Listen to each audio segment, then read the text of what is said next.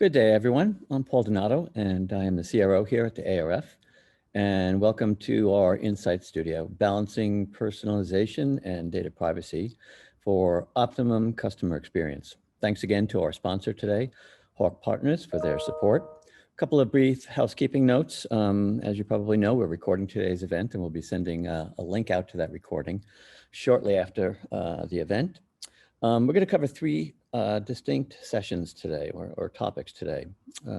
First, what consumers say they want in the area of privacy. Then the marketer challenge, experiences and best practices in privacy. And then finally, strategies for optimizing customer experience. You probably know by now there's a Q&A box down at the bottom of your screen, so feel free to send questions along at any point in the presentation and panel discussion. I'll try to monitor them and make sure those questions get to our panelists. It is now my pleasure to welcome Scott Wilkinson.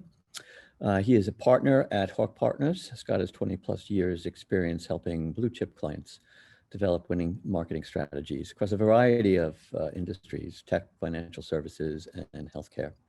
He is passionate about including the voice of the customer to improve marketing strategy. And to set the context today, Scott's going to share some recent data on consumer perceptions of privacy. Welcome, Scott. Thank you so much, Paul, and welcome, everyone.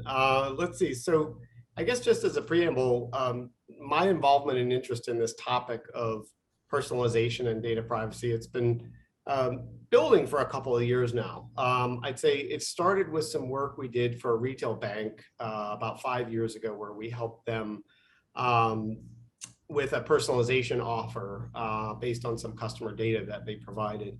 And it's since built. We've done a lot of work both on the personalization side, and then more recently, more and more work around understanding consumer perceptions and concerns around data privacy. So it became really clear to us in the last 12 months or so that things are really coming to a head, and that there's this massive paradox that marketers like my panelists, Alexandra and Adrian, are facing today. So I'm going to start by walking through some data just to sort of set the context that hopefully will be good fodder for our discussion as we go forward. So I'm going to share my screen.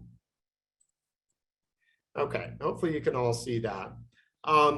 So I'm just going to go through a few kind of contextual points that I think will be important for us to discuss later on. So on the one hand, you have 9 out of 10 consumers saying in a recent Accenture survey that they're more likely to shop with brands that provide offers and recommendations that are relevant to them. So I think we've known that for a while. I think that number's probably maybe considerably higher even for Gen Z or millennials.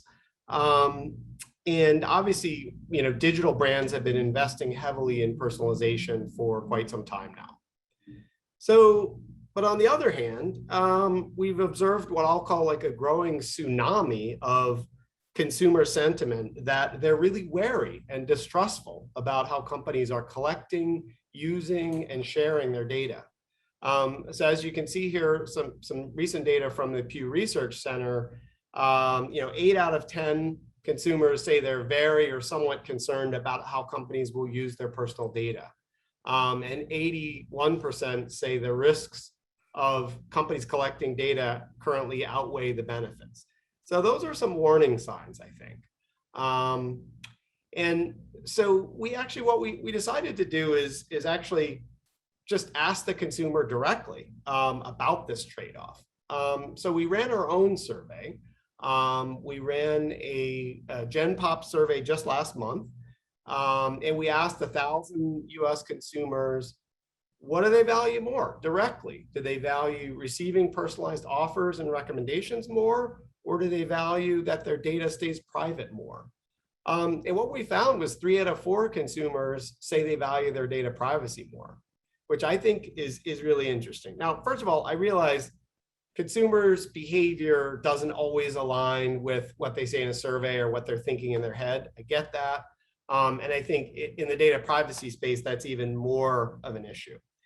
However, I do think we've reached the point where it's kind of, I think, a turning point, kind of a wake-up call to marketers that ever greater pursuit of personalization, if it's going to be at the expense of data privacy, is going to cause a potentially significant backlash among a pretty significant chunk of your customer base.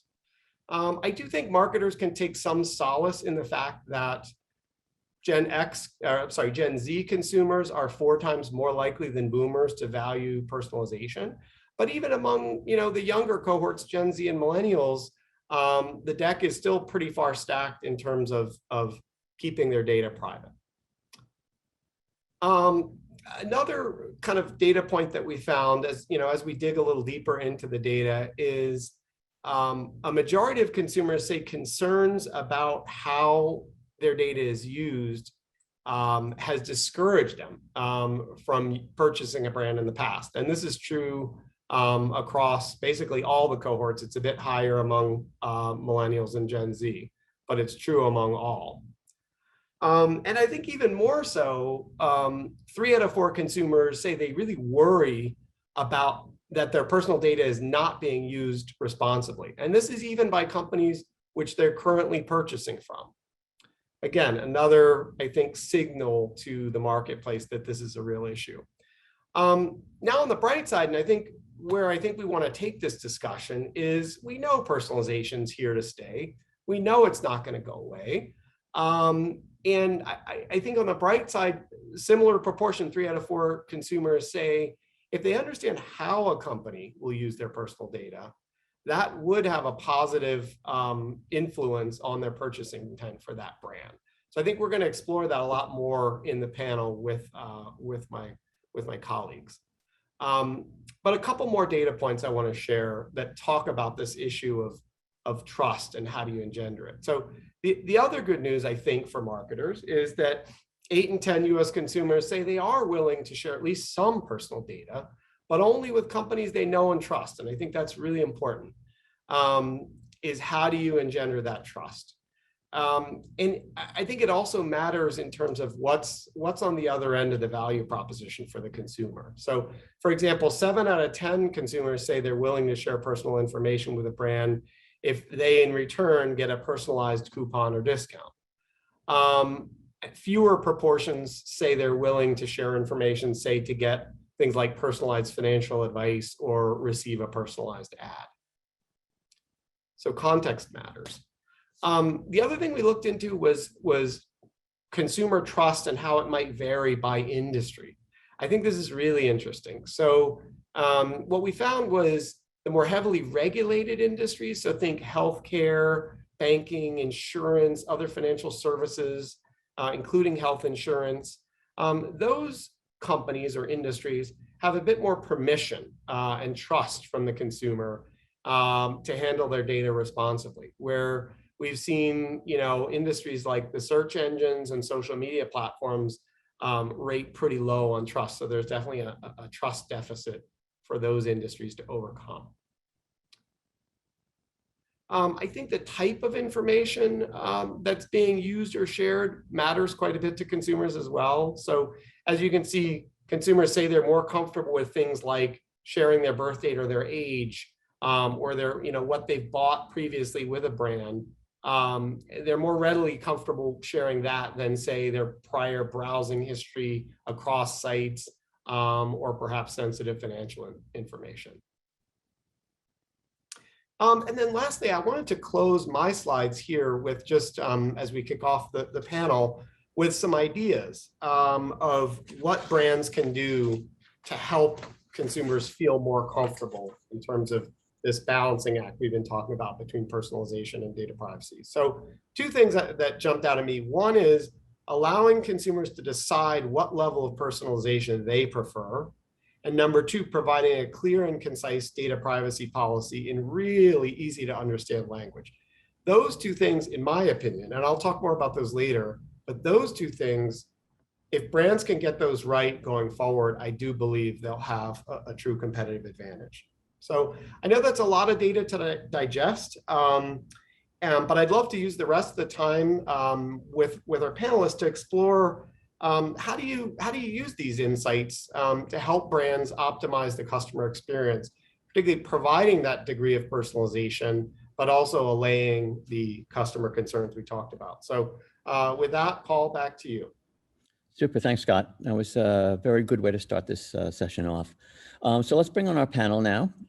And first, I'd like to introduce Alexandra Morehouse, who is Chief Marketing Officer at Banner Health. Alexandra joined Banner Health as CMO in 2015. Prior to that, she's held several leadership roles in marketing at Kaiser Permanente, AAA, Charles Schwab, and American Express. And then we have Adrian Herdich, who is former product lead at Amazon Alexa. Adrian has held executive and leadership roles in a variety of tech companies, including Amazon, Google, and T-Mobile. In his last role, he led Amazon Alexa product and engineering teams, launching 4 new mobile and communications products. So welcome, Alexandra and Adrian. Let's start.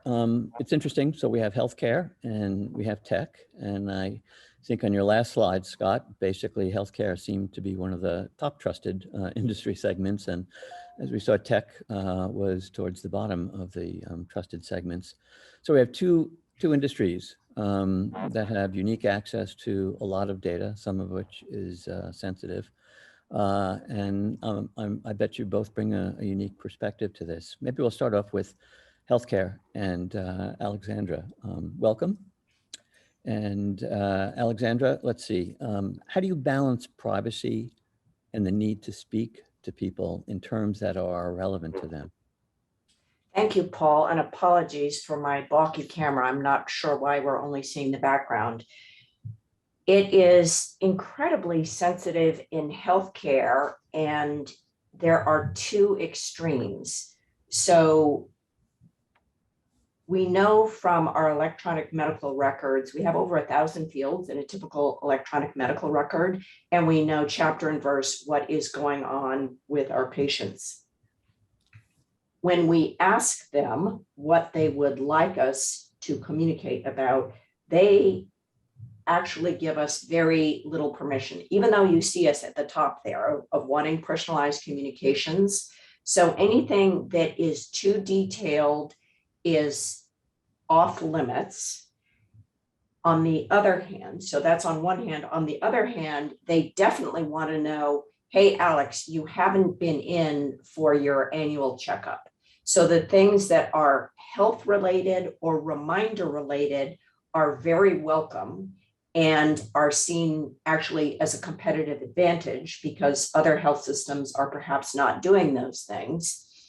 But anything that is too detailed is seen as an invasion of privacy. And what the heck are they doing knowing that I'm taking this antidepressant medication? So we have learned through primary research with focus groups and actually through trial and error with our personalized communications that things that are related to health and regular checkups, regular screenings, and regular communications from their physician. So any communication that comes from their primary care physician has a 4x open rate than a general communication. So we have learned that the boundaries are pretty clear. Talk to me about preventative reminders. Do not talk to me about super personal stuff, or I'm going to unsubscribe and get cranky. Do you think that's changed much? Do you see a progression towards more privacy or more value in the personal communication? They're actually seeing more value in the personal communication, and they're holding the line. So the closest we've gotten to privacy protected data that is seen as valuable is, hey, Alex, we see that you haven't filled your inhaler medication, because we know exactly if the script has been filled or not filled. So the closest we can come to very targeted health related is, hey, Alex, you haven't filled your asthma inhaler. Do you need to talk to your doctor about that? Or can we help you get that done? Anything that goes anywhere closer to that is seen as, what the heck are you doing? You're invading my privacy. So we've inched a little bit closer, but that's the closest we've been able to get. Interesting. And well done, being very protective of consumers' privacy, using your own name as the first person of your example. I don't know if it'll work. You can try going into the stop video and take off the virtual background, and maybe then we'll get to see you. But if not, Okay, I will fiddle communication skills around. are excellent, and your audio is coming across as an excellent podcast. Okay, I will try that. Okay, super. Adrian, over to you. Very good. Adrian, you're in a very different space. You're in a tech space. You know, some publicity more recently. You know, if I think about Alexa, Alexa knows when I get up. They probably know my political party based on what cable news channel I listen to. How do you decide where to draw the line? Is it based on research? You want to talk? I'm assuming you want to talk in terms that are relevant, but as Alexandra said, there's a point at which people aren't comfortable with it. How do you figure out where the right moment is? Yeah, I mean, I think that, I mean, that's a great question. You know, my personal view, and the data illustrates this, is that you have to have, first of all, you just have to have an extremely high bar for the value you're delivering with this personalized data. And the reason for that is because you do have to basically outweigh that trade-off in the face of the customer. And so from the customer's perspective, trust is everything. And so I think the first step is there just has to be a very high bar that the company holds in terms of the experiences, new experiences that they want to deliver on the platform. They'll take the case of Alexa.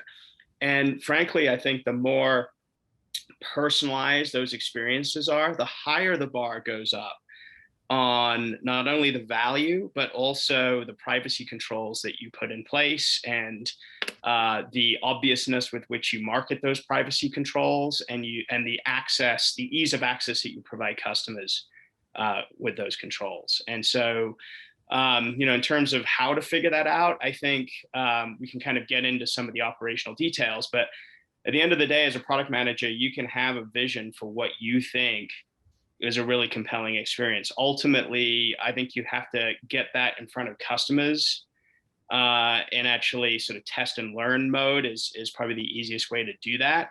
And I'm going to assume that up front, though, you've got a bunch of internal company structures in place that ensure that the product vision that you're putting forward has been vetted and checked and scrutinized deeply before you even get to that next stage of testing and learning. So that's kind of how I would answer it. I think there are some pretty big risks associated in the execution. So the first one I would want to talk about is tech risk. So companies that are working in this area, you're often using advanced technologies that kind of have inherent risks in terms of performance. So what's kind of interesting about this dilemma from a tech company perspective is a lot of these personalization features and services are based on machine learning. And machine learning gets better the more data that you have. So you can imagine that very early on as a product manager, when you're trying to execute this vision, you actually don't have a lot of data to work from. And so there's a real conundrum there around, well, how do I get the data, and when do I launch? And if I launch early, the performance for the customers might not be there, and then you end up kind of breaking trust. So that creates, I think, a lot of tension around the basically speed to market.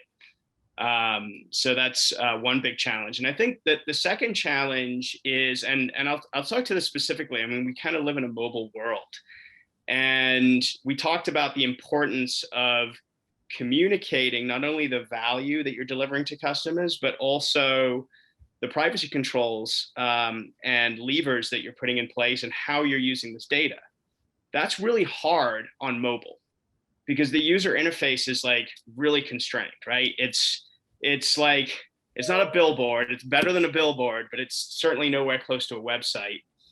And so you really have very little real estate to A, communicate the value proposition really clearly, B, explain the data that you want to collect and why you want to collect it. And I think C, make it easy for customers to discover where they can go manage that feature and those privacy controls. So I think those are real challenges. I think that another challenge about the space is customers are kind of jaded. So they're very used to just kind of, oh, here's another term and condition I got to flip through and just dive straight through. And so that even if you put in all of this effort, customers may just simply ignore it because they're so sort of jaded around lengthy terms and conditions and opt-in and, oh, of course I've got to give my location data away to get X. And they won't really stop and think about it. And they'll either just do it or they won't do it. So I think that can lead to, and I don't agree with this, but I think sometimes it can lead to taking shortcuts as a product manager. And those shortcuts can be to sort of rely on, hey, I'm just going to have like a link with a bunch of terms and conditions behind that and hope nobody clicks on it. Or maybe I won't provide the data privacy feature. I'm just going to have customers kind of opt in, and all of that might look good from metrics perspective. Like, boy, I'm getting people through the flow. I'm getting them onboarded into my new feature. They're excited about the new feature. But over time, you're going to end up eroding trust if you skip the steps to really explain, hey, I have to collect this data. Here's why. Here's what I'm going to do with it. And by the way, if you don't like this, here's how you go turn it off. So I think it's easy to skip those steps, but it's a mistake to do so if you're thinking in the long term and you're thinking about how do you continue to put the communication and the tools in front of customers to continue to build trust in this context. It's interesting what you said about terms of service, and actually there's a website called Terms of Service Do Not Read, or Did Not Read, which basically covers people's terms of service and as a summary for them. But I'd like to actually toss it back to Scott and Alexandra, because Scott, you closed with clear and concise privacy policies. And if, as Adrian said, people are getting jaded and not reading through 10-page policies, sort of how do you actually make that happen in a way that it works for you? And for Alexandra, I guess I would go to, does the policy itself, I mean, your research shows you where people feel uncomfortable and where people really appreciate the service. Do you feel that people actually try to study Banner Health's policy? Is that material for building trust? I'll defer to Alexandra first, and I have some thoughts when she's done. Oh, okay. We are quite certain that they don't read the terms and conditions. And because of that, we make sure that every communication we have with them, whether it's text, telephonic, or email, has an opt-out option. And we always start with, we value privacy. If you no longer want to get these texts, text the word stop to us. And that allows us to also real-time monitor where the boundaries are. So if we send out a communication and we get a whole raft of unsubscribes, okay, so that wasn't to the point that you were just making, Adrian, it was not as valuable. We do not have permission to talk about this. Okay, we've just learned another boundary that we need to respect. But we have found, even when we ask them, they really don't know. And it's ambivalent on the healthcare side because they expect that we know everything about their doctor, their scripts, the last visit. They want us to know that, but not use it unless they say so. And they are absolutely not reading that. Got it. So text stop is a pretty clear and concise way of getting feedback, which is interesting. I think Wharton did a study about 1.5 years ago. Given the average number of apps that people download in the course of the year, it would take 72 days to actually read all of the terms of service. Oh my gosh, those apps. That's a great stat. Okay. Yeah. So Let Scott, me add one thing to add. Well, I mean, first of all, I just want to reinforce what my colleague said. The challenge of this is so heightened because consumers say they're so concerned, but then on the opposing side, they're not, as Alex said, they're not reading what we offer them, right? I think one of the challenges, I'll throw another study, but something the New York Times did an analysis about 1 year ago that I thought was really interesting. They actually read the privacy policies of 150 of the most popular websites and apps. And then they put it through software that was like linguistic software to measure how complex, at what reading level was the text. The vast majority of them were above college level literacy, and many of them were above like graduate level, AP literature levels. So clearly there's a problem. I will say I'm not an expert in this area, but that article pointed out the BBC as having a particularly concise and clear policy. In my own experience in the healthcare space, I know Fitbit has been lauded for having a very concise, clear policy. And in financial services, USAA and PayPal might be interesting ones to look at. But again, just reiterating the challenge, even if you make it super simple, you still got to somehow get the consumer engaged to review it and value it. Interesting. Good. I think, Paul, I mean, just to chime in there, like, I think that one practical thing that you can do is not rely on the terms and conditions and actually articulate in clear and concise consumer language as best as you can for the feature you're working on, what you're collecting and why. And like, you can pull that off. And so I think as a product manager, if you're working on these issues, one of the things that you can do is just not rely on detailed terms and conditions, which might have a bunch of legalese in there, and you may never clear out that legalese. But in the context of your product, spend the resources and time to put a page up there that just says, hey, and honestly, if you can't explain it, there's probably something wrong with what you're putting out there. If you can't explain, like, hey, I need to collect this, here's why, and here's what you get back from it, it's probably a great litmus test that if you can't pull that off in like the elevator pitch of a mobile screen, you have a problem. It's interesting. Don't rely on terms and service is the method for making it simple and better. Okay, let's move on to our second section, the marketing challenge, experiences and best practices. Consumer experiences and best practices. Alexandra, I was going to ask you, so healthcare doesn't have coupons, doesn't have shopping, different things that people said that they would be willing to share data. You've kind of filled us in already in terms of what the offer is, and that is convenience, scheduling, reminders to fulfill subscriptions. When you hear Adrian talk about tech and tech industry, do you see any similarities with healthcare? Do you see any of the same pitfalls or watch-outs that you might see in a tech industry, or do you think healthcare is really quite different? No, I think all industries are pretty similar, and we're having this conversation around the customer experience and what all customers really want, what all of us on this discussion want is, hey, do you know me? And do you know me? Does the left hand know what the right hand is doing? Healthcare is similar in some ways to tech because Adrian's describing these different product managers. Our products are things that we typically bought through acquisition. So we buy an urgent care chain. We bought an imaging chain. We bought a rehab and physical therapy chain.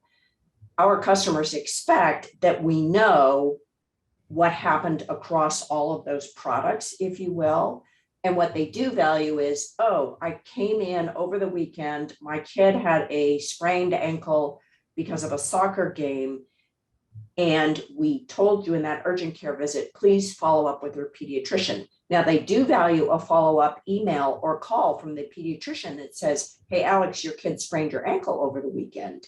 So that is the kind of experience we're trying to build, because we often see inside our products or inside our silos, and healthcare can be very fragmented. So stringing it all together into a coherent experience, even though it's happening in silos, is what we're trying to construct with this integrated customer journey. So it's vertical integration is a way of providing the service. Yes, and horizontal. And horizontal. I guess there's some classic examples of insurance companies acquiring well-known pharmacy groups as an example of that. You think the strategy was the same there? Well, I have all sorts of comments on that. That's about Okay. buying share, but that's actually a great example. And actually, most patients expect, okay, you know what my scripts are, and they actually value, hey, Alex, you need to refill your inhaler. But they're very specific about what is a value add. Another area that is a good example, we acquired labs. So we own the largest lab system in our footprint. And what they do appreciate is, oh, Alex, you've got a primary care, you've got your annual visit scheduled.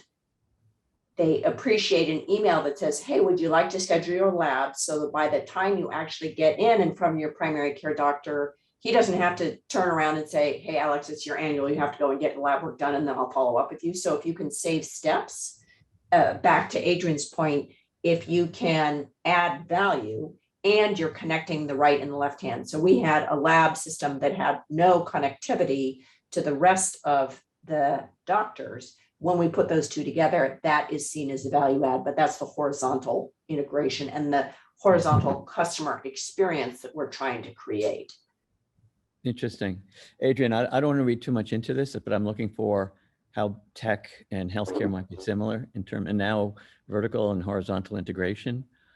I'm thinking of Amazon. Amazon is a sales platform, but Amazon is now an advertising platform.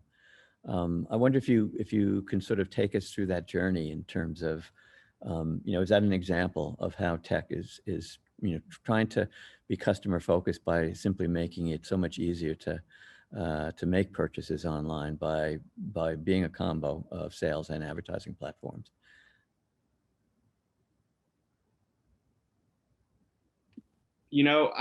I don't know if I've got a lot to say about that, because I mean, and I think part of, Paul, my challenge is, Amazon is a large company, and so there's really three companies within it, right? The retail, digital devices, which is where I worked, and so my focus was primarily Amazon Alexa, and so I do think that as Alexandra pointed out, right, it's sort of interesting. I mean, now acquisition is part of Amazon's journey, but certainly not the primary reason for success. It's really been around internal innovation. And so, and I worked in that innovation group, but we still deal with a lot of the same challenges of silos. And how do you connect? Like I said, there's a whole retail organization at Amazon that focuses on shopping and focuses on advertising and some of the experiences you talked about. And their platforms are older. They have different policies. They have different leadership. And of course, you want to be able to bridge some of those experiences into the Alexa world. And we do face some of the same challenges of how do you work across the company to create integrated experiences, even within the same firm. So what is the customer looking for in Alexa? Well, I mean, I think that it's ultimately it's a personal assistant, and so I think the sky's kind of the limit. And so there's a lot of innovation just happening today. It's not really defined, right? It's one of these things where, I mean, we certainly know what the most popular experiences are, but there's new experiences happening with Alexa all of the time. And I think that comes back to, like, you don't always know. And I'm not saying it's like a dart throwing exercise, but I do think, maybe the key difference is this is such a platform of innovation that there really are a plethora of ideas and opportunities that come up every day of what Alexa could do for customers. And I think the real challenge there is, how do you sort through that? How do you prioritize it? How do you raise the bar in terms of the new experience? And then, I was kind of getting into some of the best practices around that, but I really do believe that a test and learn approach is the best. And so I was kind of talking through some of those challenges around, do you have the value proposition right? And also the tech risk.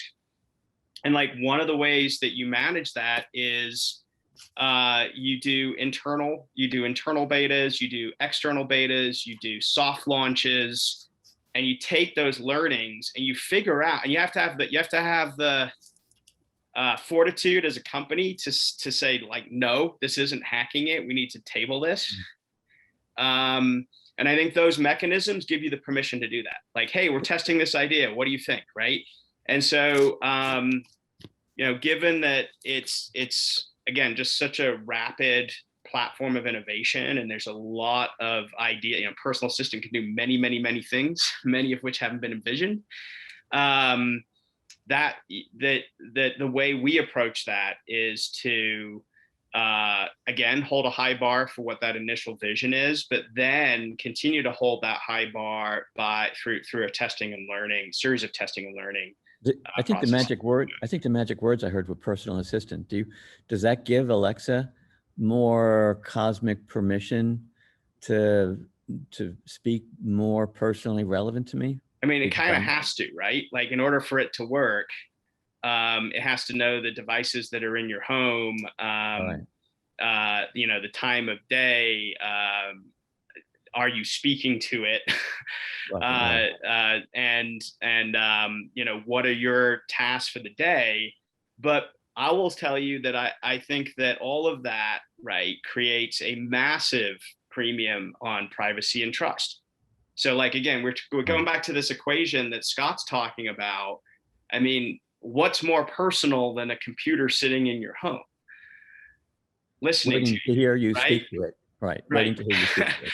I mean, so therefore, right, the bar on trust and privacy is extremely high, and you know, as a result, you see a lot of investment in that. And I think I did want to mention this, but I mean, I think that Amazon Alexa in the last year or two has really increased investment in that area. And so, if you want to go, you know, I think take a look at what I consider to be a pretty good approach is you can open up the Alexa app if you have it on your phone, and you can go to settings and you can go to data privacy and take a look at all of the information in there that's available for you to manage, to turn off, to turn on, to set permissions about what you're willing to share with third-party skills, et cetera. I mean, and that's, again, that's come about over the last year or two. But it's just a reflection of how important it is for a personal assistant to raise that bar in terms of privacy. Because, like, without personal data, it's not really a personal assistant, right? Right. I mean, it can tell you that, like, you can set an alarm, you can tell you what time it is or what the weather is, but that's not really you know, those are basic things. Right. Right. Before we move to our last section, quick question. Am I better off speaking in full sentences or short phrases to Alexa?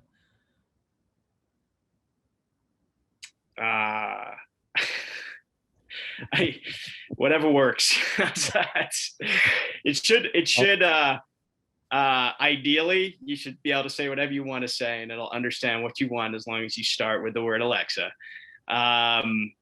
You know, I think it's obviously in certain areas it's better at doing that, and in others it's still a work in progress. And that's because the machine learning algorithms have to get better, and so, but ideally it's a natural conversation. Is it a natural conversation today? I think, you know, you can be the judge of that, but that would be the goal. Very good. Paul, just before we move on, you mind if I build on something Absolutely. that I had here? I just want to come back to this idea of just building on what Adrian just said about what Alexa's done in the last, I don't know, you said 2 years, I think, Adrian.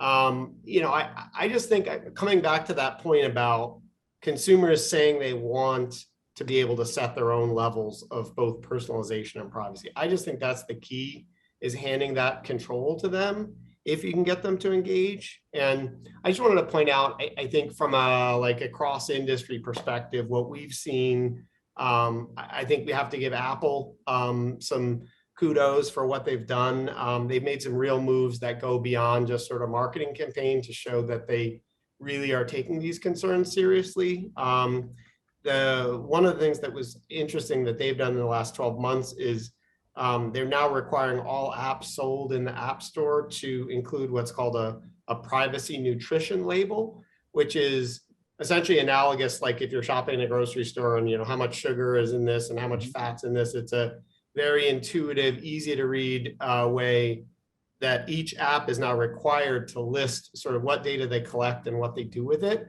I think that goes a long way to begin to raise consumer awareness for the things we've been talking about. And then, similarly, Google has introduced something called the privacy checkup, which is, again, just sort of this dashboard. Sounds similar to what you said, Adrian, that Alexa's doing, which allows the user to adjust the degree of personalization that they get from their Google experience across all devices and Google services. So you're nodding, Adrian. I think you used to work with Google, but yeah, it's like very intuitive. I checked it out. Again, I wasn't even really aware of it, but you can do things like you can turn on or off your location tracking. You can turn off which webs and apps are being tracked. You can set your ad personalization settings. So I just think, I see Amazon, Google, and Apple as really the beacons that, that's where brands need to go in order to keep that trust. Those are pretty big brands doing best practice. That's great. And Scott, I think you're going to introduce our last section with a framework about how to think about privacy versus personalization. Sure. I just, unless Alexander. Scott, yeah, I just would chime in on that last point, right? I think it's interesting that you're like, hey, I didn't know that this existed. And I think that's where the opportunity lies is, so you can put those mechanisms in place, but how do customers discover them? And then can they use them efficiently? Because here's the thing, it's like when you start turning stuff off, what happens? Like, do you actually start to lose maybe a feature that you liked, right? Like, boy, I'm not seeing I'm making this up, but I'm actually no longer seeing ads that are relevant for me on when I'm searching for stuff on Google. Yep. So, I think there's still quite a journey to go because it is complex, right? And so the more options you put in front of customers, sometimes the harder it is for customers to navigate all of that and then really know, like, well, if I turn this off, like, what happens? Does Alexa lose the ability to say good morning, Adrian? I don't know, right? So yeah. I think these are it's going to continue to be an area, I think, of innovation itself. And so again, we're sort of, I think it's easy to think we're early days in all of this. Got it. This is hard. This is why we're having this discussion. So okay.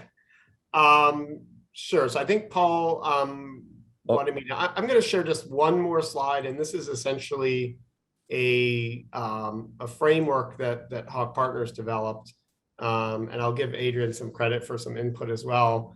But this is not the be all end all. It's just maybe a framework for thinking about brands who are, as Adrian said, kind of embarking on this journey. And I imagine every brand might be at a different phase. Some of these questions may have already been very well thought out. Others may be partially so. Other brands may just be starting on this journey. But, we think about it in maybe three chunks to probably vastly oversimplify something that's complex. But number one, just sort of starting with a very high level strategic assessment. When you think about, again, the goal being optimizing your brand's customer experience as it relates to using personal data to customize the experience, right? So number one is like there's an internal component, right? And this could be at the highest levels of the organization with your CMO, your CXO, your CIO, business unit heads, chief legal counsel, et cetera. It's like, how important is personal data to our overall business model, our value proposition? How integral is it to the customer experience itself? Kind of really understanding that's the starting point, right? Adrian talked about tech risk. Obviously, there's legal regulatory risk. Where do we stand? What are our risks? And then the external part, really diving deep to understand what are your customer needs, their preferences, their frustrations. I think Alexandra referenced, they did this for Banner Health, really just understanding where are those pain points and how can we address them? And then the other part is just looking at either competitors or out of industry, what we call beacons. What's best in class in this area? What can we learn from, say, the Googles and Amazons and Apples of the world, or maybe it's even within your own industry. So that's the first step, is the high level strategic part. Then the next level down is really kind of digging a lot deeper into our data, our policies, our communications. So this, would involve your brand and product managers, your engineering teams, your data privacy teams, Marcom, training, et cetera. Really just understanding, what data are we collecting? How secure is that data? Are we collecting more data than we need? Like, sort of a rule of thumb that I've learned is just only collect what you're actually going to use. So like really understanding what that is and how well it's stored and managed. How are we communicating these policies to customers? Are they engaging? Do they even get it? And then for our own internal brand associates and staff, what kind of training is needed, required, so that we remain best in class. And then lastly, coming out of these first two assessments, you're likely to have potentially some changes that would hopefully improve the customer experience. So, what kind of changes need to happen with our policies? What kind of changes with the way we communicate those? What new technologies might be out there that could help connect the dots, as Alexandra said? And importantly, how well do customers actually understand both the features and the policies? Do they get it? And what's the likely impact of these changes on the brand and the CX? So again, just some food for thought. I'd love if Adrian and Alexandra have any further thoughts on, in the real world, how this shakes out when you are implementing, say, personalization campaigns or making changes to data privacy. But thought that might be a helpful thought starter. I was wondering, Alexandra, as a CMO, Scott's framework basically places the CMO at a strategic level in the organization. I wonder if that's where you see it, or if you see the role being broader, and importantly, how may have changed or will be changing in the future. Before I begin, I have come off mute because a certain Amazon product has a name that's a lot like mine, and we've been talking about her. And she is in my office. I've been having a steady murmuring in the background, and she's really quite excited about all the mentions of her. And we're going to completely change your personalized profile. Yes, and the voice print of it. Right. So the slide, I love the slide broken out into the strategic and the operational and the adaptive. Scott, could you put the slide up again? That'll make it easier for everyone. Thank you. Sorry, Alexandra. Sure, that's very helpful. Thank you, Scott. We also have, as a key stakeholder, I've always been in either financial services or healthcare. So another key stakeholder, whether you like it or not, is the federal government and your state government. So you have compliance is a big part of it, because you can have legal people who say yes and compliance people who say no. But I think the marketer is the one who is always trying to push the boundaries, because Adrian, for you have product managers, whoever is in the marketing seat is trying to grow customers, keep customers, and grow revenues. So they are by definition wanting to push the boundaries of what they can do with personalization. And then they have all these people are saying, no, you can't do that. And that is, I think, the role that all marketers have with the brand data and the data strategy. If you are not Amazon, if you are not Google, you have very real cost constraints. So if you have the budgets of a Google, you're not having the same operational constraints. So I think one of the biggest practical considerations is something we touched on, which is what is the Goldilocks principle for your customer data? So too much, and you're drowning in a sea of data without much information. Too little, you cannot add value, as Adrian was referencing. It is costly to come up with both the business and the data architecture to house terabytes of data. So how is it that you get that Goldilocks just right enough? Because everything you do with your brand's data strategy is based on what is in a customer marked someplace. So how much is enough, how much is superfluous, and how much is too little? And making sure you're really clear on that, because operationally that is going to drive your marketing tech stack, all of the campaigns that you drive. And that's just a very real practical consideration if you don't have an Amazon type budget. The other thing, Scott, that you mentioned, and it is the fourth bullet point under the operational assessment, the technology and the data is, I would say, one of three of the three-legged stool. So what is the technology or the data, but then what are the people and the processes?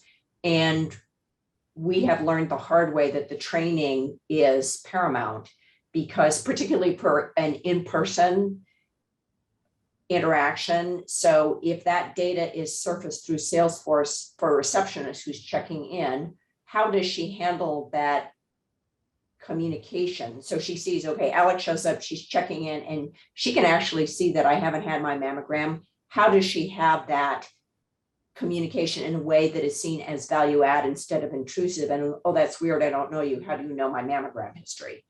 Likewise with phone reps, and the nature of all call centers is that there's a lot of turnover. How is it that you have a baseline training and a consistency of how the information is used and how those communications are had? So it's expected when I call in, I want you to know my kids' information. If I'm taking care of older parents, I expect you to know that. But how I talk about that as the phone rep makes all the difference. So it can either be seen as intrusive or it can be seen as value add. And that's not something that any data strategy can do. It's the soft skills, it's the training. So it's how do you bring the high tech with the high touch and bring those together?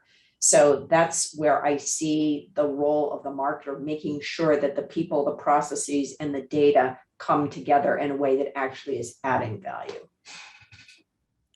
Got it. Thank you. Adrian, I look at branded product manager and I say it's an operational assessment and go to market. I don't know if you feel that's where you belong, but I wonder if you could comment on those or feel if your remit has traditionally been across all three of these segments of the framework. And there's also a question from the floor that if you can weave into your answer would be super. The question reads as follows: as AI is growing more prevalent and concerns, does the power or does the panel have a point of view about how to explain AI to either the marketing teams or to consumers when consumers ask, how do you know this, or why am I getting this message? Okay, let me tackle. Sorry, Paul, back up for a second. So sure. on the front, so I think tech companies, and I've worked in telco as well, and so just to compare the two, so in telco, similar to what Alexandra's saying, marketing would have been the driving force in a lot of these and really pushing the envelope. In tech companies, it is and Alexandra referenced this, it's the product manager. And so I do think that in my particular role as managing an integrated team of both product managers, tech, et cetera, I kind of have to deal with all of this, right? In my domain, right? So, what I wanted to offer up was just a few best practices that I think that there are kind of, there are questions in this document, but just things that I've seen work. And so I'll return to one that I've mentioned a couple of times, but prodigious use of internal and external beta testing and limited rollouts to really gather the data necessary to improve the product experience prior to full commercial rollout. And I think this is a great tool for whoever, whether it's the marketer or the product management, to actually demonstrate progress towards a launch. And then also you provide the tech team with the data that they may need to improve algorithms. And you get to generate learnings that all of the teams that are required to bring a product to market can learn from, right? And so it sounds obvious. It's really actually quite hard to build that competency, because you can imagine that it's not only just a mindset, but it's also a set of flexible technology and tools and processes that allow you to do this scrappily. I can tell you it's kind of part of the DNA of a Google and an Amazon to do it this way. At T-Mobile, we did it. It was extremely hard, but we did it because it was a very high risk product that we were launching at the time. So I just think building that competency is incredibly important and powerful as you're trying to figure this out. The second thing I want to talk about was empowering. So Alexandra was sort of saying, hey, there's the pros, and then there's the folks who are like, hey, I don't want, they're kind of fighting against doing this. And I do think it's important in a tech forward company where maybe there's more pros outweighing the naysayers to ensure that you empower the legal and regulatory teams to serve as a strong advocate for customer privacy. I think it's really important, like at both Google and Amazon, P Council or Product Council, who are really the lawyers that work with the product teams, they really played a key role in just that check. Hey, are you why do you need to collect that? Is it really adding value for customers? Are you communicating?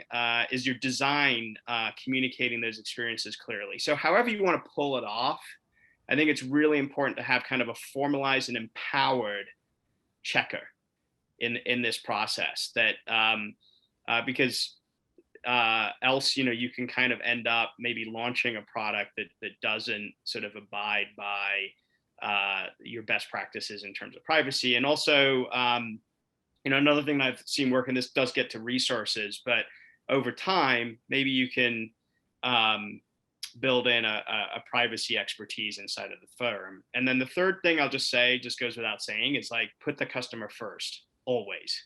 It helps so much when you're getting into these debates and discussions to just be able to come back to, hey, is what we're really doing here best for the customer? And I find that in companies where that's part of the culture and DNA, it's just, it is super beneficial when you're dealing with thorny issues around personalization and data privacy to have that lever and that common language that allows you to depersonalize and departmentalize issues. So those are just a few best practices I'd like to share within the framework. Thank you. Super. Scott, over to you. Any last thoughts, words? We're running out of time, so we'll. Yeah, I think we're about out of time. I just want to reiterate what Adrian said about it all starts with the customer, and number two, I think just thinking how you can balance these two competing needs, and I do think offering the customer more control is really going to be the key in the future for brands that win in this space. And Alexandra, I know you believe at CMO it's all about the customer. Yes, and in healthcare, to call out a customer instead of a patient was a furious battle, and it took almost a year to get the collective company to agree that, gee, they're customers and patients, but they're customers, and we are competing for them, just like every other industry. Super, just learned something. Well, I want to thank all of our speakers today, Scott, Alexandra, and Adrian, for sharing your perspective and experience. Thank you again to Hawk Partners for sponsoring the Insight video. We would appreciate our viewers to take a brief survey, which you'll see on your screen right now. It helps us improve these events. And so for everyone, I want to wish you a great day. And thanks again to our speakers for an exciting session.